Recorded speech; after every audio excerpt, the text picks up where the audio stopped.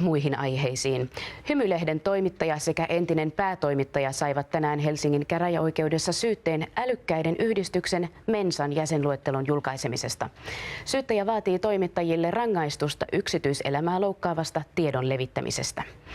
Oikeus päätti käsitellä jutun salaisena asianomistajien eli 20 mensalaisen vaatimuksesta. Syyttäjän tehtävänä on nyt näyttää, että jäsenluettelon julkaiseminen on ollut omiaan aiheuttamaan mensalaisille vahinkoa, kärsimystä tai halveksuntaa. Yhdistyksen tiedottajan mukaan mensalaiset eivät sinänsä häpeä jäsenyyttään klubissa, mutta he voivat joutua sen takia kiusatuiksi.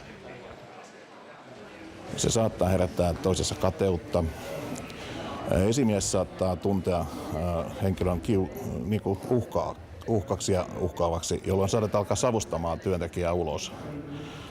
Samoin koulussa saatetaan alkaa syrjimään oppilasta, joka on älykkäämpi.